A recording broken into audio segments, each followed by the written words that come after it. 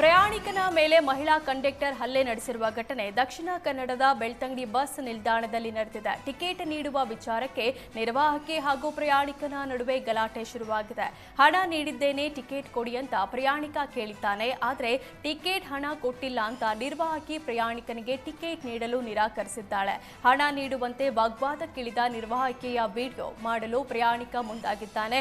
ಈ ವೇಳೆ ಮೊಬೈಲ್ ಕಸಿದುಕೊಳ್ಳಲು ಮುಂದಾದ ಮಹಿಳೆ ಪ್ರಯಾಣಿಕನ ಮೇಲೆ ಹಲ್ಲೆ ಮಾಡಿದ್ದಾಳೆ. ನಿರ್ವಾಹಕಿ ಪ್ರಯಾಣಿಕನ ಮೇಲೆ ಹಲ್ಲೆ ನಡೆಸಿದ್ದನ್ನ ಸಹ ಪ್ರಯಾಣಿಕರು ಮೊಬೈಲ್ನಲ್ಲಿ ಸೆರೆ ಹಿಡಿದಿದ್ದಾರೆ. ಕೂಡಲೇ ಸ್ಥಳಕ್ಕೆ ಬಂದ ಬೆಳ್ತಂಗಡಿ ಪೊಲೀಸರು ಪ್ರಯಾಣಿಕ ಹಾಗೂ ನಿರ್ವಾಹಕಿಯನ್ನ ಪೊಲೀಸ್ ಠಾಣೆಗೆ ಕರೆದೊಯ್ದಿದ್ದಾರೆ. ಐ ಲವ್ ಮೊಹಮ್ಮದ್ ಹೆಸರಿನಲ್ಲಿ ಹಿಂದೂಗಳ ಮೇಲೆ ಕಲ್ಲು ತೂರಾಟ ಪ್ರಕರಣ ಸಂಬಂಧ ಹಿಂದೂ ರಾಷ್ಟ್ರ ಸಮನ್ವಯ ಸಮಿತಿ ಡಿಜೆಐಜಿ ಸಲೀಂಗೆ ದೂರು ನೀಡಿದ್ದಾರೆ. ಐ ಲವ್ ಮೊಹಮ್ಮದ್ ಅಭಿಯಾನಕ್ಕೆ ರಾಜ್ಯದಲ್ಲಿ ಯಾವುದೇ ರೀತಿಯ ಅನುಮತಿ ನೀಡಬಾರದು, ಕಾನೂನು ಸುವ್ಯವಸ್ಥೆ ಹಾಳು ಮಾಡ್ತಿರೋರ ವಿರುದ್ಧ ಕ್ರಮಕ್ಕೆ ಆಗ್ರಹಿಸಿದ್ರು. ಹಿಂದೂ ಜಾಗರಣ ವೇದಿಕೆ ಮೋಹನ್ ಗೌಡ ನೇತೃತ್ವದಲ್ಲಿ ದೂರು ನೀಡಲಾಯಿತು. ಕಿಡಿಗೇಡಿಗಳು ನಿಜ ಶರಣ ಶ್ರೀ ಅಂಬಿಗರ ಚೌಡಯ್ಯ ಮೂರ್ತಿ ಭಗ್ನ ಮಾಡಿರುವ ಘಟನೆ ಕಲಬುರಗಿ ಜಿಲ್ಲೆ ಶಹಾಬಾದ್ ತಾಲೂಕಿನ ಮುತ್ತಗ ಗ್ರಾಮದಲ್ಲಿ ನಡೆದಿದೆ.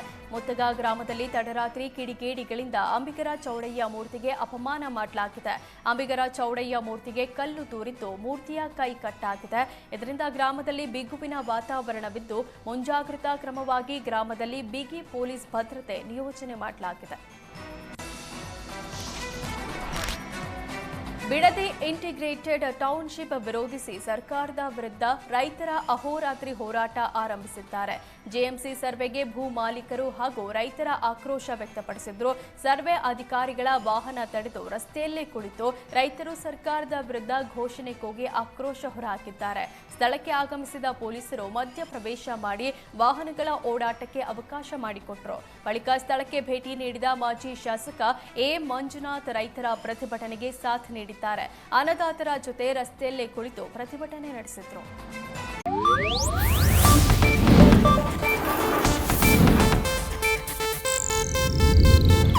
ಇದು ಏಷ್ಯಾನೆಟ್ ನ್ಯೂಸ್ ನೆಟ್ವರ್ಕ್ ಪ್ರಸ್ತುತಿ.